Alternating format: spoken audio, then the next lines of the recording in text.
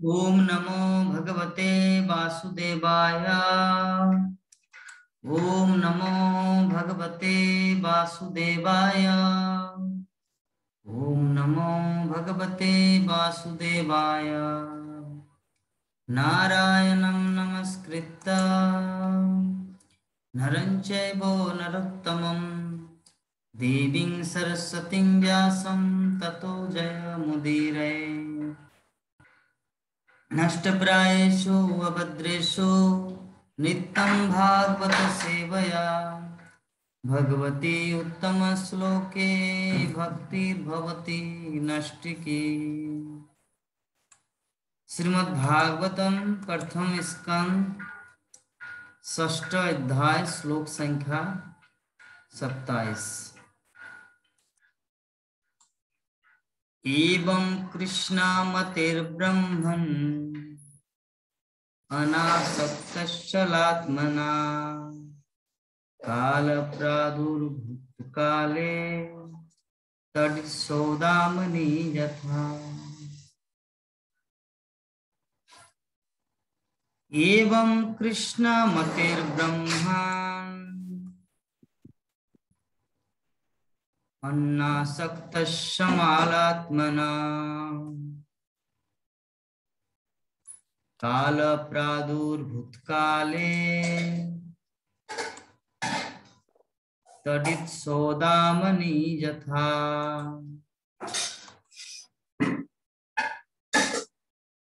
एवं कृष्णामतिर्ब्रह्मन् एवं कृष्णमते ब्रह्मन् अनासक्तश्चमालात्मना न आसक्तस्य अमलात्मन् काल प्रादुर्भूतकाले काल प्रादुर्भूतकाले तदित्सौदामनि यथा। तरीति सौदामनि यथा। हरे हरे कृष्ण। एवं कृष्णमते ब्रह्मन् एवं कृष्णमतिर्ब्रह्मन् न आसक्तस्य अमलात्मन् नानासक्तश्चमलात्मना काल प्रादुर्भूतकाले काल प्रादुर्भूतकाले तडित् सौदामिनी यथा। तदित्सौदामनि यथा। श्लोक का अनुवाद और तात्पर्य। और हे ब्राह्मण व्यासदेव, इस तरह मैंने कृष्ण के चिंतन में पूर्णतया निमग्न रहते हुए तथा किसी प्रकार की आसक्ति न रहने से समस्त भौतिक कलुष से पूर्ण रूप से मुक्त हो जाने पर यथा समय जिस प्रकार बिजली गिरना तथा प्रकाश कौंधना एक साथ होते हैं। तात्पर्य। कृष्ण के विचारों में पूर्ण रूप से निमग्न होने का अर्थ है भौतिक कल्मश या लालसाओं से छुटकारा। जिस प्रकार किसी धनी व्यक्ति को छोटी छोटी चीजों की परवाह नहीं रहती, उसी प्रकार से भगवान कृष्ण का भक्त भी शाश्वत जीवन ज्ञान तथा आनंद से युक्त भगवान के धाम जाने के प्रति आश्वस्त तथा प्रफुल्लित रहने के कारण छोटी छोटी बातों की लालसा नहीं करता, क्योंकि ये सब वास्तविकता की पुतलिकाएं या छाया मात्र होती है और उनका कोई स्थायी महत्व नहीं होता। आध्यात्मिक दृष्टि से सुसंपन्न व्यक्तियों का यही लक्षण होता है और समय के साथ जब शुद्ध भक्त पूर्ण रूप से सन्नद्ध रहता है तो एकाएक शरीर का परिवर्तन होता है, जिसे सामान्य रूप से मृत्यु कहा जाता है। शुद्ध भक्त के लिए ऐसा परिवर्तन बिजली के समान होता है और उसकी चमक उसके साथ ही उसके पीछे दिखती है। कहने का अर्थ यह है कि परम इच्छा से भक्त का भौतिक शरीर उसी समय बदलता है और उसके आध्यात्मिक शरीर का विकास हो जाता है। यहाँ तक कि मृत्यु के पूर्व भी शुद्ध भक्तों को कोई भौतिक आसक्ति नहीं होती, क्योंकि उसका शरीर उसी प्रकार आध्यात्मिक बन जाता है जिस प्रकार अग्नि के संपर्क में रहने से लोहा लाल अग्निवत हो जाता है। अभी समस्या ये है कि भागवतम तो क्लास कर रहे हैं, लेकिन मेरा अभी चिंता हो रहा है सबसे बड़ा। अभी पूछिए क्यों, पूछिए विश्वनाथ हाँ प्रभु। प्रभु क्यों, हाँ प्रभु क्यों, बताइए क्यों, क्या चिंता हो रहा है? कल मेरा वैक्सीन का डेट है, आज मुझे फोन किया था भक्ति वेदांत हॉस्पिटल से।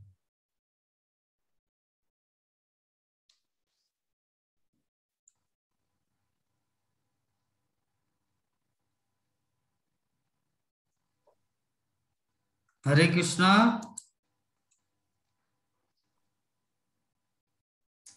विभा माता जी।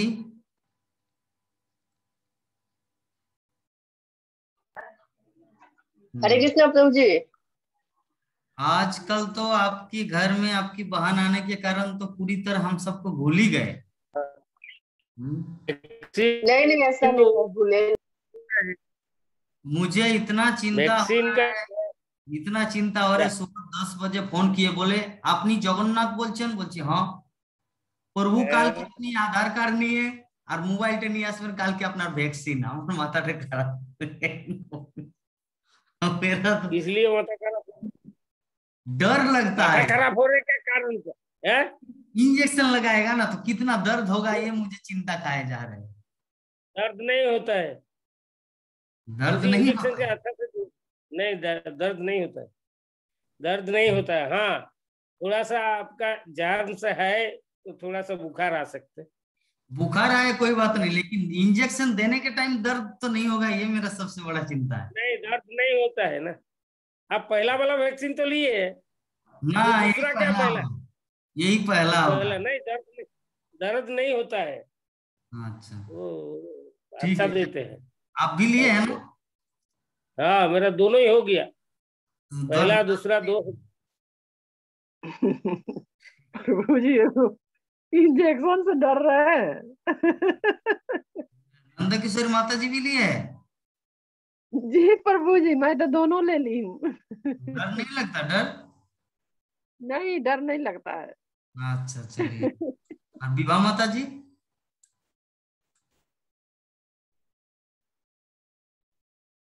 थे। हरे कृष्णा। सबसे पहले लिए थे, जब शुरू में निकला था तो सबसे पहले हॉस्पिटल वाले को ही लगा था। ओ बाबा रे। फरवरी फरवरी मार्च में हम ही लोग को सबसे पहले लगा था। कहाँ लास्ट था मार्च? लेना, नहीं तो ड्यूटी भी कर रहे हैं। चलिए, मैं तो नृसिंह देव का प्रार्थना कर करके जाऊंगा बाबा, इस बार भी कैंसिल हो जाए। एक बार रांची में कैंसिल हो गया था, मैं बहुत नाचने नहीं नहीं, लगा। ले लीजिए, लेना है ले लीजिए, कुछ नहीं होता है। सुई चुभने जैसा, थोड़ा सा प्रिक करने जैसा लगेगा, और कुछ नहीं होता। आप इंजेक्शन नहीं लगाओगे तो आपका साथ संग मैं ना छोड़ दूंगा। अरे वाह। क्योंकि आपने इंजेक्शन नहीं लगाया, वैक्सीन नहीं लिया। ये गवर्नमेंट रूल बता रहा है, आपको सर्टिफिकेट भी मिल जा रखना है जहाँ मैंने लिया है। देखिए, ये वो मेरा बाबा, सर्टिफिकेट है। तब तो भागवतम की सर्टिफिकेट सेवा, भागवतम की सेवा कंटिन्यू बनाए रखने के लिए वैक्सीन लेना जरूरी है, तब तो लेना ही पड़ेगा। ऐसा हाँ। लोग आपको बताएंगे ना, फ्लैट का सभी लोग बताएंगे, आपने जब तक नहीं लेंगे। वो फ्लैट में तो बाकी बाकी और बहुत सारे लोग रहते हैं ना, मतलब एरिया में। मंदिर में भी कभी ऐसा पूछेंगे आपको, एक बार जब वैक्सीन खत्म हो जाएगा आपका लोग सर्टिफिकेट दीजिए, दिखाइए सर्टिफिकेट जब आपने वैक्सीन लिया।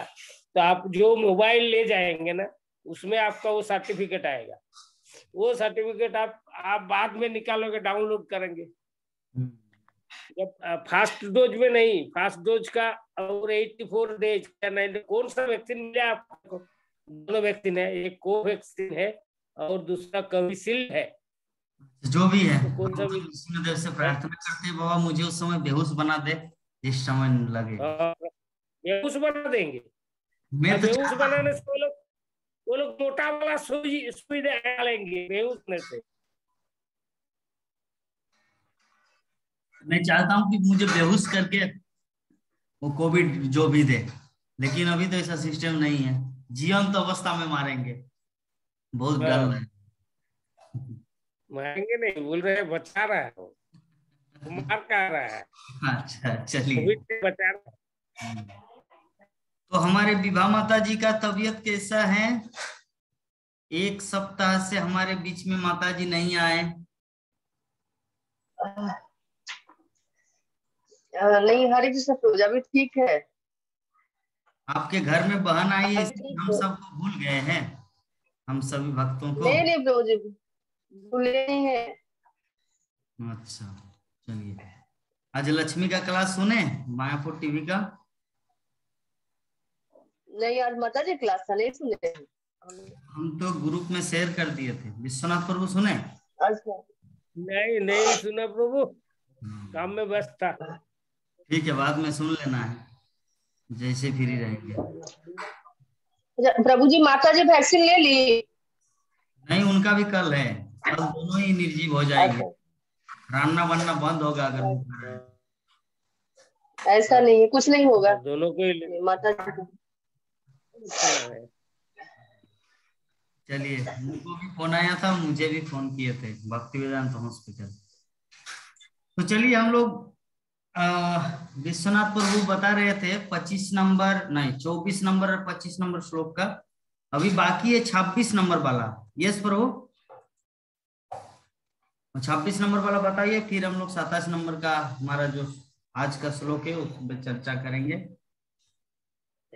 26 नंबर श्लोक में तो ये नारद मुनि खुद बता रहा है व्यासदेव को, बोल रहे हैं जो मेरा जितना भी लौकिक होता, मतलब सामाजिक कुछ कार्यक्रम, जो कार्यक्रम ये सबको मैंने त्याग दिया। त्याग दे के क्या किया, तो भगवान का दिव्य नाम, जो वो दिव्य नाम का महिमा ये सारा पृथ्वी भर उसने भ्रमण करते करते उसका कीर्तन शुरू कर दिया। वो सामाजिक लौकिकता बहुत सारा बंधन हो जाता है ना सामाजिक काम में, तो वो सब उसने त्याग दिया। त्याग दे के वो भगवान का दिव्य नाम सर्वक्षण मन निरंतर उसने कीर्तन करते रहे, और सारा पृथ्वी में उसने उसका वही लीला कीर्तन वर्णन करते करते घूमते रहे। ये जब ऐसा करते रहे तो ये इसका भगवान का नाम श्रवण और कीर्तन, ये दोनों ही उसका मंगलमय समय आ रहा है।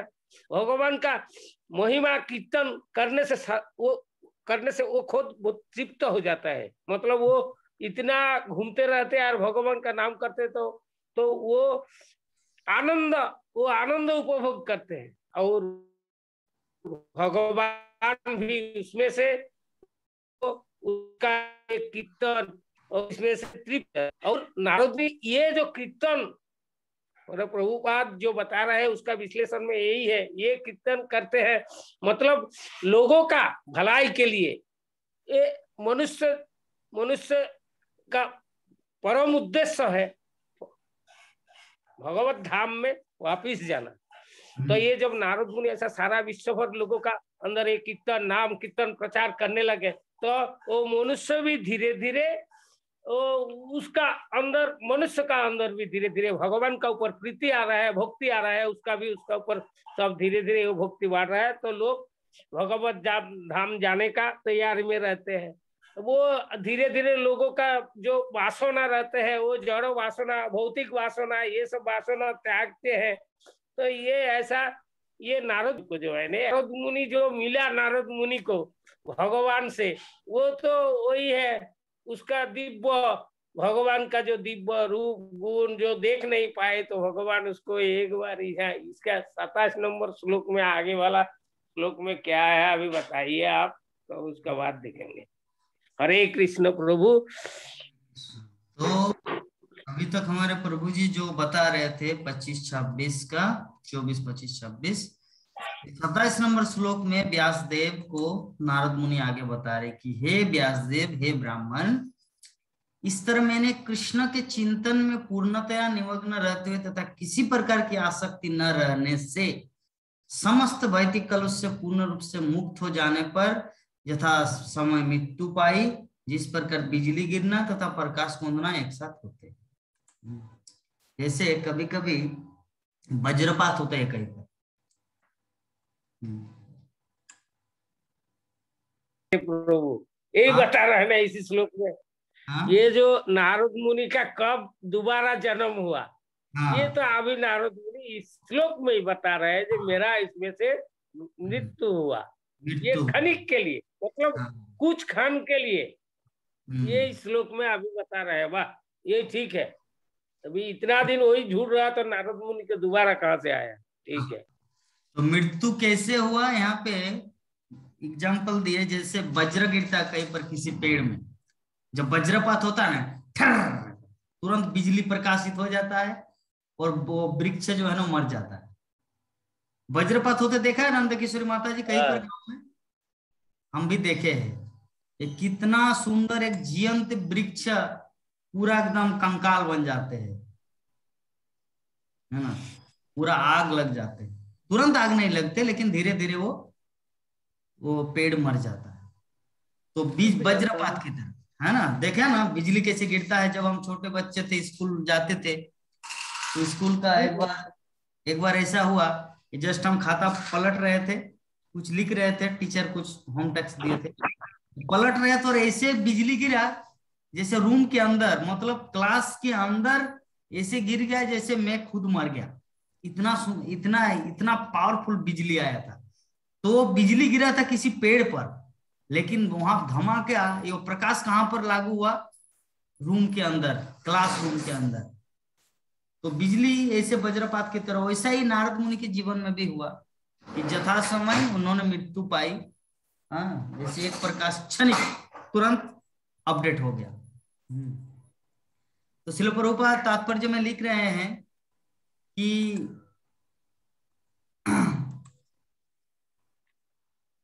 कृष्ण के विचारों में पूर्ण रूप से निमग्न होने का अर्थ है भौतिक कलमश या लालसाओं से छुटकारा। अगर हम लोग पूर्णतया किसी भौतिक आसक्ति, हाँ जो भी होगा कृष्ण ही देखेंगे, हम क्या करेंगे, हमारे पास शक्ति कहाँ है, सब कुछ जब व्यक्ति कृष्णमय हो जाता है ना, तो कृष्णमय हो जाता मतलब वो भौतिक आसक्ति से मुक्त हो गया है। क्योंकि व्यक्ति तब तक कृष्णमय नहीं होगा जब तक वो पूर्णतया भौतिक आसक्त, मेटेरियल जड़ जगत की वासनाओं से जब तक मुक्त नहीं होता। जैसे बारंबार एग्जाम्पल दिया जाता है कि एक सफेद कपड़े में तब तक अच्छी तरह उजाला या ब्लू नहीं लगेगा जब तक वो क्लीन ना रहे कपड़ा। सर्फ एक्सेल देके, साबुन देके जब तक उसको पूरा क्लीन नहीं किया जाता तब तक वो अच्छी तरह ऑब्जर्व नहीं कर पाएंगे, कैच नहीं कर पाएंगे ब्लू या उजाला। तो सबसे पहले क्लीन करना पड़ता है। उसी प्रकार हम लोग अपने जीवन में शुद्ध कृष्ण भक्ति, यह सब पूर्णतः हमारा लाइफ एंड सोल कृष्ण की सेवा में लगेंगे। इसका पता तब चलेगा कि जब उस समय हम लोग को फील करेंगे कि सच में मैं भौतिक वासनाओं से मुक्त हो चुका हूं। यह है एग्जाम्पल। तो कि जिस प्रकार किसी धनी व्यक्ति को छोटी छोटी चीजों की परवाह नहीं रहती, हाँ, जैसे धनी व्यक्ति, मान लीजिए कहीं पर आप मेला देखने गए, आप 10 रुपया लेके मेला में गए हैं और धनी व्यक्ति के पास 1000 रुपया है, तो आप उसको 10 रुपया को ही संभाल संभाल के खाएंगे। 1 रुपये का चना भजा लेंगे, 1-2 रुपया का एक समोसा खाएंगे। अभी तो 2 रुपया में नहीं मिलता समोसा, जब मैं खाता था उस समय की बात बता रहा हूँ। इस तरह करके 10 रुपया के अंदर या पूरा मेला 4-5 घंटा का मेला घूमेंगे। लेकिन धनी लोग यहाँ पे चाट खाएंगे, वहां पे 100 रुपया उड़ा दिया, यहाँ पे एक आइसक्रीम खाए, वहां पे 50-60 रुपया उड़ा दिया। इस तरह करके वो 1000 रुपया उड़ा देंगे, उसका कोई फर्क नहीं पड़ता। क्यों? क्योंकि उसके पास है संपत्ति, धन है, जितना चाहे फुल खर्च करते हैं। लेकिन जिसके पास 10 रुपया है उसको संभालना पड़ता है ना। वो आइसक्रीम खाएंगे तो एक ही इसी में 10 रुपया लग जाएगा, चलिए आइसक्रीम नहीं खाएंगे। एक पापड़ खाएंगे कलाई का, उसमें 5 रुपया लगे। इस तरह करके वो हिसाब लगा के खाएंगे। लेकिन जिसके पास बहुत सारा धन है वो इसका परवाह नहीं करता। तो कृष्ण भक्त जो है ना, वो धनी व्यक्ति का जैसा। कृष्ण भक्त वो धनी व्यक्ति के जैसे है। अभी पूछ सकते क्यों, कैसे धनी व्यक्ति के जैसे है? क्योंकि कृष्ण भक्त उनको पता है कि मेरा भगवत धाम है, मेरे जीवन का जो लक्ष्य है ना वो भगवत धाम है। कि मुझे छोटी छोटी किसी के साथ झगड़ा, ट्रेन में जा रहे तो मुझे सीट नहीं मिल रहा है, अगर सीट मिला तो उठा दे, बोले कि लड़की है थोड़ा बैठने तो, प्रेग्नेंट है, या विभिन्न प्रकार का झगड़ा झंझट ट्रेन में इधर उधर, ये सब से वो उतना चिंता नहीं करता, ये सब टेम्पोररी है।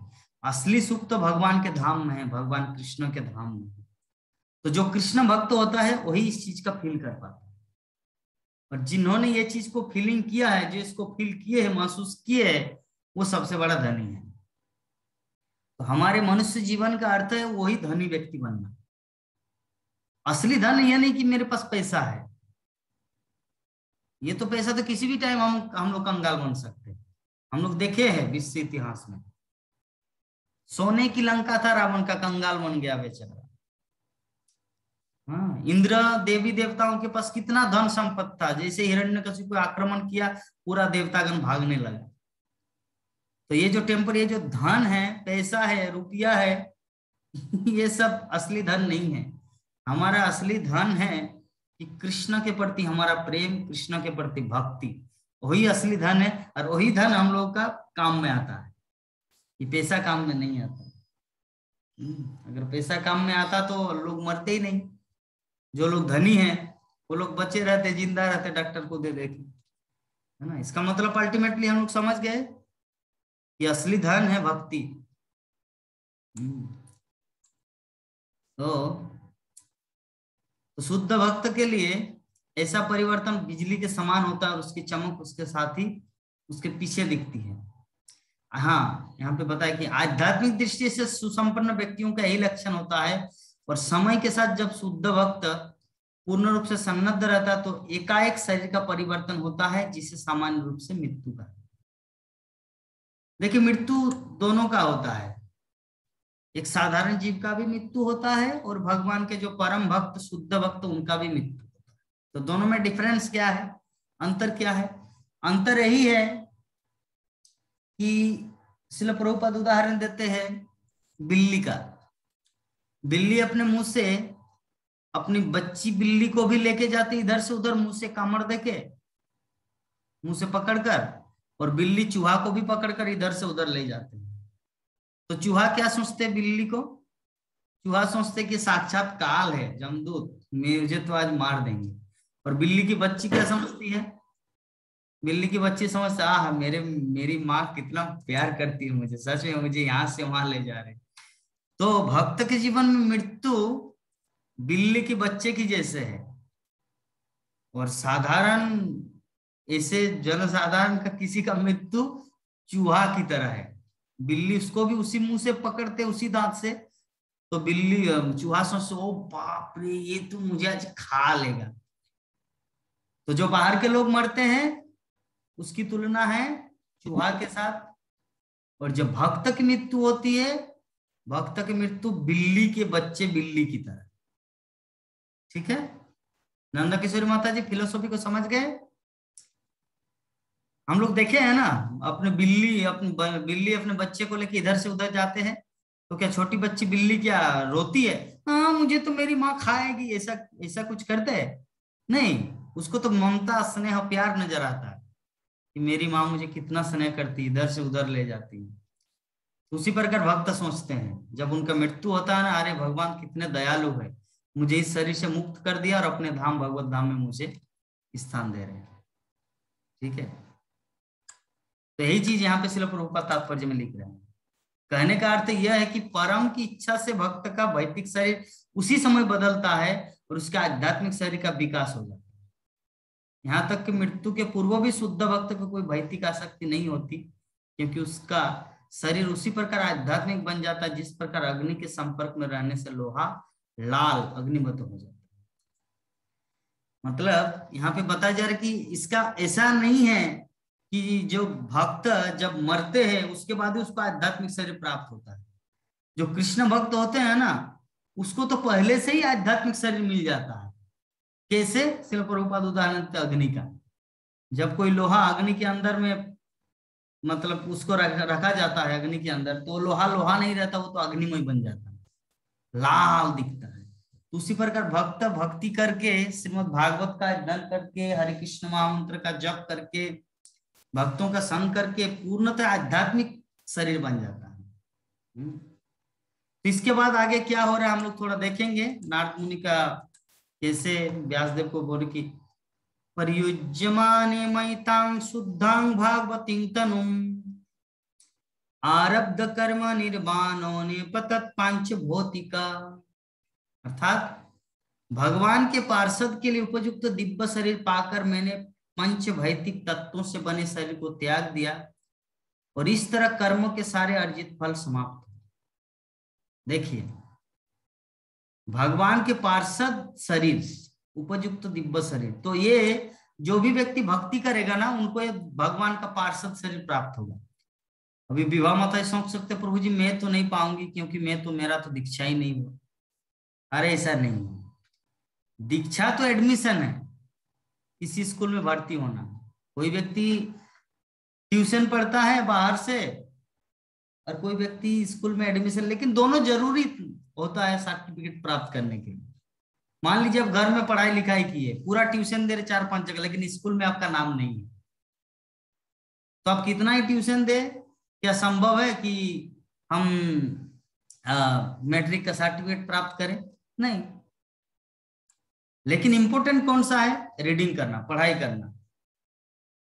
इंपॉर्टेंट ये नहीं एडमिशन लेने का। तो जब आप पढ़ाई अच्छी तरह कर रहे तब तो ऑटोमेटिक आपके हृदय में कॉन्फिडेंस आएगा, हाँ मैं किसी भी समय दीक्षा ले सकता हूं अगर गुरु महाराज मुझे चाहे तो। लेकिन अगर आप ऐसा पढ़ाई लिखाई कुछ ना करें तब तो हे बाबा रे दीक्षा क्या होता है, मुझे तो डर लगता है, ऐसा भाव आएगा। लेकिन अगर आपके पास ऑलरेडी शिक्षा है तो दीक्षा में कोई समस्या नहीं। मान लीजिए अगर मैं माता जी को, नंद किशोरी माता जी को बोलूं, माता जी आप मेरे साथ हिंदी में बात कीजिए, तो उसका कोई समस्या होगा? क्यों समस्या नहीं होगा? क्योंकि वो हिंदी जानते हैं। ऐसे में एक बंगाली बच्चा हो या उड़िया बच्चा हो या कोई भी बच्चा, वो हिंदी कब सीखता है? जब स्कूल में जाता है, टीचर उसको सिखाता है हिंदी में बात करना है, ऐसे करना। लेकिन अगर हम नंद किशोरी माता जी को बोलेंगे माता जी आपको मेरे साथ हिंदी में टॉकिंग करना, तो क्या उसको डर लगेगा? नहीं, क्योंकि उसको पता है। उसी प्रकार शिक्षा जो है ना, भक्ति जीवन में जो शिक्षा है ना, वैसा है। और दीक्षा क्या है? क्या आप दीक्षा लेंगे अभी? हाँ क्यों नहीं। आप मेरे साथ हिंदी में बात करेंगे? हाँ क्यों नहीं। आई नो वेरी वेल, मैं जानता हूं। तो शिक्षा इंपॉर्टेंट है। शिक्षा रहने से आपका कॉन्फिडेंस आएगा, किसी भी स्थिति में आप दीक्षा ले सकते हैं, भगवान की भक्ति कर सकते हैं।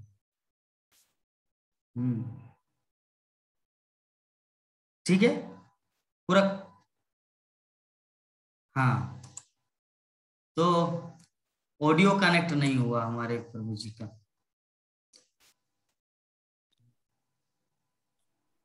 ऑडियो कनेक्ट हुआ प्रभु जी? बहुत कष्ट हो रहा ना आपका जूम में। वो माता जी को बोलिए सिखा दे, वो माता जी को बोलिए कि मुझे सिखा दीजिए क्या करना है, कहाँ पर प्रॉब्लम हो रहा है, ताकि बार बार आके डिस्टर्ब ना किया जाए।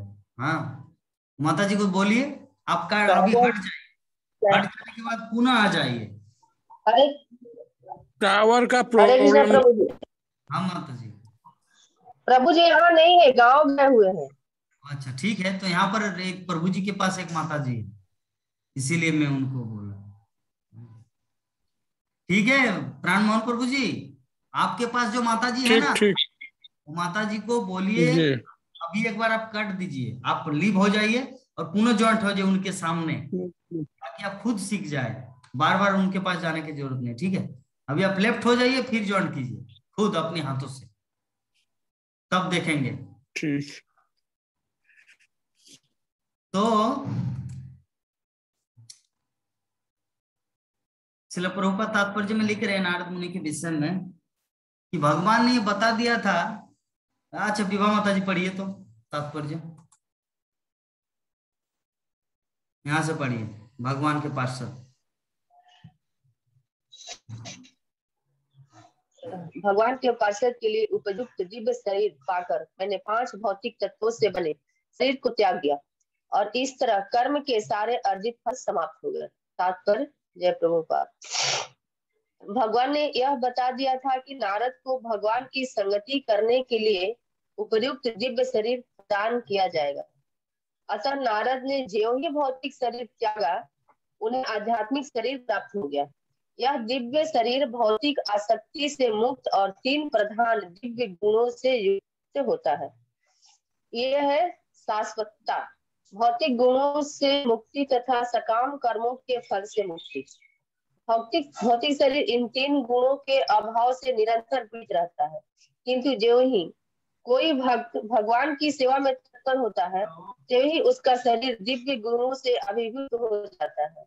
यह लोहे पर पारसमणि की तरह चुंबकीय प्रभाव डालता है। दिव्य भक्तिमय सेवा का प्रभाव भी उसी तरह होता है। फलतः शरीर परिवर्तन का अर्थ है शुद्ध भक्त पर भौतिक प्रकृति के तीनों गुणों की प्रतिक्रिया की समाप्ति। शास्त्रों में ऐसे अनेक उदाहरण मिलते हैं। ध्रुव महाराज, प्रहलाद महाराज तथा अन्य अनेक भक्त इसी शरीर से दिव्य में बदल जाता है। इसी शरीर से भगवान का साक्षात्कार कर सके, इसका अर्थ यह हुआ कि भक्त के शरीर का गुण भौतिक से दिव्य में बदल जाता है। प्रामाणिक शास्त्रों के आधार पर पंजीकृत गोस्वामियों का यही अभिमत है।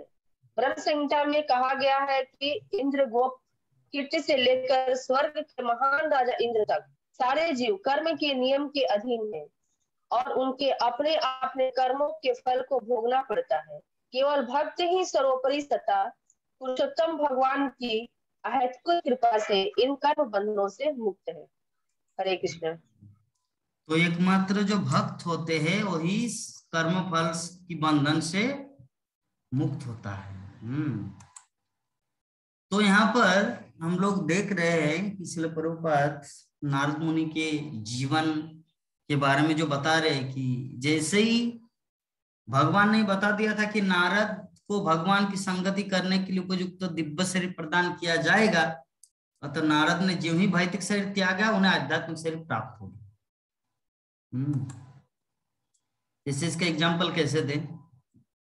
सांप को देखे ना हम लोग, सांप खेत में सांप को कोई देखे? नंद किशोरी माता जी सांप का खोसला या क्या बोलते हैं उसको, वो दिखने में सांप जैसा लगता है, लेकिन सांप जो है ना वो चला गया, लेकिन उसका जो खोलसा क्या बोलते हैं माता विभा माता जी उसको हिंदी में? सांप का कोबर उसको तो ऐसे उसका जो स्किन छूटता है व्हाइट कलर का, वही ना प्रभु जी? हाँ, स्किन। हरे कृष्ण। तो ऐसे लगता है व्हाइट कलर का जो केचुआ बोलते हैं। हाँ, जी। क्या केचुआ? केचुल बोलता है कोई लोग। हाँ। तो हम लोग देखते हैं कभी कभी ऐसा डर लग जाता है ना, कभी कभी आप रास्ते में जा रहे हैं उसको देखने से ओ माय गॉड ये तो, और उसके बाद अरे नहीं ये तो सांप नहीं है, ये तो उसका ये है कोबर है। ऐसा होता है ना विभा माता जी? आपके जीवन में ऐसा कभी हुआ है? हाँ प्रभु जी, स्कूल जाते समय होता है। हाँ, स्कूल जाते समय रास्ते में मिलता है जो। हाँ, नंद किशोरी माता जी आपके जीवन में कभी हुआ है? जी प्रभु जी देखे हैं, लेकिन वे मेरे सामने नहीं आया है। वे सांप छोड़ देता है अपना गाना वाला शरीर, तो वो देखे हुए हैं, लेकिन यही। हाँ, विश्वनाथ प्रभु क्या देखे हैं प्रभु जी ये चीज अपने जीवन में अनुभव किए हैं? कभी डरे हैं? गांव की बात है इसीलिए। अच्छा प्रभु जी प्रसाद हम पा रहे हैं, पा रहा हूँ प्रभु ना, लेकिन आपका वो उत्तर है मैं भी देखा हम लोग। अच्छा। लेकिन वो सफेद अचानक देखने से हाँ डर लगता है। यस अचानक देखने से डर लग जाता है ठीक ना, तो ऐसा देखने से वो खोलो, हम लोग को हमारा यहाँ उसको खोलो से ही बोलता है। हाँ खोलस, यस सांप का खोलस। सरीसृप जो भी है हाँ, तो सबका ऐसा एक बार खोलस छोड़ते हैं। हाँ, तो उसी प्रकार यहाँ पे जो श्रील प्रभुपाद जो तात्पर्य में लिखे हैं कि नारद मुनि जो अपना शरीर त्यागा वो किस तरह त्यागा? नारद मुनि का शरीर त्यागने का भाव इसी है, ऐसे ही है कि ज्यों ही भौतिक शरीर त्यागा उन्हें आध्यात्मिक शरीर प्राप्त हुआ। सांप चला जाता है और उसका खलस वहीं पे रह जाता है, दिखने में सांप जैसा लगता है लेकिन असली सांप जो चला गया। उसी प्रकार जो भक्त होते हैं भगवान कृष्ण के, तो उनके जीवन में ऐसा ही परिवर्तन आता है। जब तक वो इस जगत में रहेगा, इस शरीर के साथ रहेंगे, जैसे ही शरीर को त्याग देंगे भगवान के धाम चले जाएंगे, आध्यात्मिक शरीर प्राप्त हो जाएगा। जैसे इसका और एक एग्जाम्पल के माध्यम से हम लोग देंगे। जैसे हम लोग अगर ऑर्डिनरी व्यक्ति है ना, तो किसी शहर में जाएंगे ना, किसी जैसे मान लीजिए माता जी बोकारो में रहती है, वो अगर रांची आएंगे तो लोग उतना सम्मान नहीं करेंगे। उनको जहां पर जाना है वहां पर उनको डेस्टिनेशन में जाना, चाहे बुआ का घर या मामा का घर या बहन का घर, जहां भी है विभा माता जी वहां पे चले जाएंगे। लेकिन अगर विभा माता जी अगर झारखंड का मुख्यमंत्री रहे तो रांची में जैसे पदार्पण करेंगे तो सभी आओ आओ आओ सर जी, ये सिक्योरिटी चारों तरफ पुलिस एकदम, है ना। तो अगर आप मुख्यमंत्री रहेंगे तो आपको सम्मान एक दूसरे ढंग से किया जाएगा। लेकिन एक ऑर्डिनरी पर्सन रहेंगे तो हम लोग को खुद डेस्टिनेशन ऑटो पकड़ के या टेम्पो करके हम लोग को जाना पड़ेगा। तो कृष्ण भक्त की तुलना उस मुख्यमंत्री से की जाए। जो कृष्ण भक्त जब कहीं पर पदार्पण करता है, इस शरीर को छोड़कर भगवत धाम को जाता है, तो वहां पर उसका स्वागत किया जाता है, वहां पर उनको भगवत धाम में स्वागत किया जाता है। तो ये है कृष्ण भक्त की अलौकिक क्वालिटी। हम सबको पता नहीं चलता कि प्रभु जी कृष्ण भक्त कितना महत्वपूर्ण है। उनके पास पैसा नहीं रहता, किसी किसी के पास तो धन नहीं है, ऐसा है। अरे ज्यादा सम्मानीय व्यक्ति तो जो हीरो है, करोड़ों अरबों का मालिक, क्रिकेटर, नेता, वो लोग तो सम्मानीय व्यक्ति। कृष्ण भक्त भिखारी की तरह? अरे नहीं, कृष्ण भक्त के पास क्या है वो हमारी इस आंखों से नहीं दिखाई देता। वो तो तब पता चलेगा जब व्यक्ति का, जब भगवान की नजरों में वो क्या है, ये समझना है ना। तो श्रील प्रभुपाद आगे तात्पर्य में लिख रहे हैं कि यह दिव्य शरीर भौतिक आसक्ति से मुक्त और 3 प्रधान दिव्य गुणों से युक्त होता है। 3 प्रधान गुण क्या है? सत, चित, आनंद। जब कोई आध्यात्मिक शरीर को प्राप्त करता है, भगवान का पार्षद बनता है, तो उनके हृदय में, उनके आत्मा के साथ ये 3 गुण लग जाता है। क्या? सत मतलब शाश्वत, मतलब हमेशा, इटर्नल, सनातन। चित मतलब ज्ञान से पूर्ण, और आनंद मतलब आनंद, सच्चिदानंद। भगवान सच्चिदानंद है।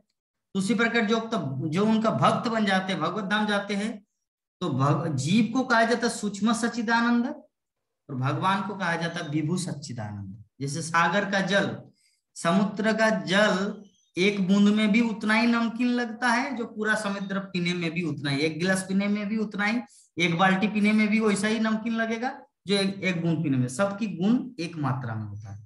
उसी प्रकार भगवत धाम में भगवान के पास भी 3 क्वालिटी है, सत, चित, आनंद। उसी प्रकार जो जीव भगवान के धाम में जाते हैं उसके अंदर में भी ये 3 क्वालिटी आ जाता है, सत, चित, आनंद। तो ये रहता है सूक्ष्म मात्रा में सागर की बूंद की तरह, और भगवान रहते हैं विभु मात्रा में पूरे अखिल सागर की तरह।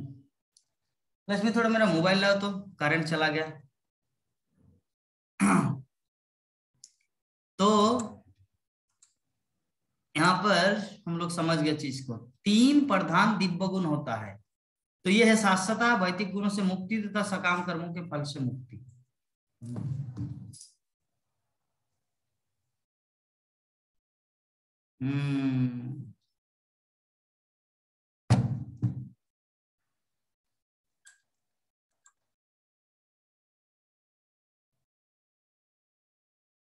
कान उड़ जा रहा है, मेरा कान उड़ जा रहा है ना।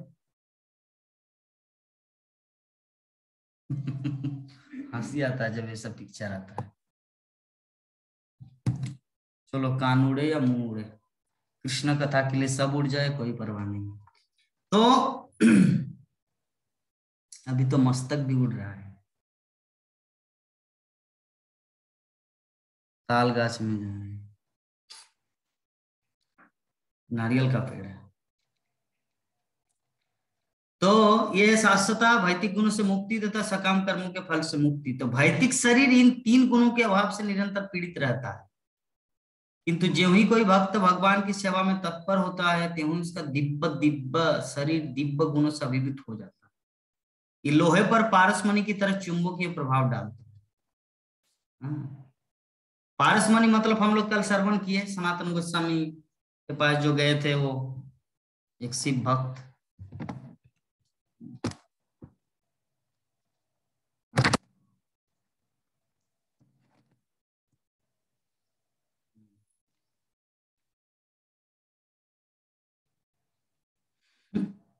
वीडियो कॉपी कर देते थे, अच्छा नहीं दिख रहा है, यूट्यूब में जाएगा। तो विश्वनाथ प्रभु हम लोग श्रवण कर रहे थे क्या कि भक्त कैसा होता है, वो लोहे की तरह, और भगवान का भक्ति रहता है। आ गया लाइन, करंट आ गया। और भगवान का भक्त जो है वो रहता है लोहे की तरह, और भगवान की भक्ति रहता है पारस पत्थर की तरह। तो पारसमणि जब लोहे को स्पर्श करता है तो पारस क्या हो, लोहा क्या बनता है, स्वर्ण, गोल्डन। उसी प्रकार हम लोग अभी उस लोहे की तरह है। और ये जो श्रीमद् भागवतम और हरे कृष्ण महामंत्र का जो भक्ति जो हम लोग अपनाए हैं ना, ये पारसपत्ति हम लोगों को सोना बनाएगा, ये भौतिक से आध्यात्मिक बनाएगा। ठीक है।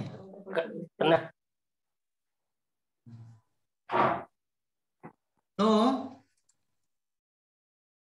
फलत शरीर परिवर्तन का अर्थ है शुद्ध भक्त पर भौतिक प्रकृति के तीनों गुणों की प्रतिक्रिया की समाप्ति। शास्त्रों में से अनेक उदाहरण मिलते हैं। ध्रुव महाराज, प्रहलाद महाराज तथा अन्य अनेक भक्त इसी शरीर से भगवान का साक्षात्कार कर सके। इसका अर्थ यह हुआ है कि भक्त के शरीर का गुण भौतिक से दिव्य में बदल जाता है। ऐसे में तो हम लोग शास्त्रों के माध्यम से क्या समझ रहे हैं कि जब आत्मा भगवत धाम चला जाएंगे तब वो भगवान को प्राप्त करेंगे। लेकिन यहाँ पे श्रील प्रभुपाद उदाहरण दिए ध्रुव महाराज और प्रहलाद महाराज का, बोले इतने महान भक्त थे कि शरीर में ही भगवान को प्राप्त किया। तो इसका मतलब श्रील प्रभुपाद कंक्लूजन में बता रहे, फलतः कंक्लूजन यही है कि भक्त जो होते हैं ना, उसके हृदय में वो भौतिक गुण समाप्त हो जाता है और दिव्य गुण भर जाता है। जैसे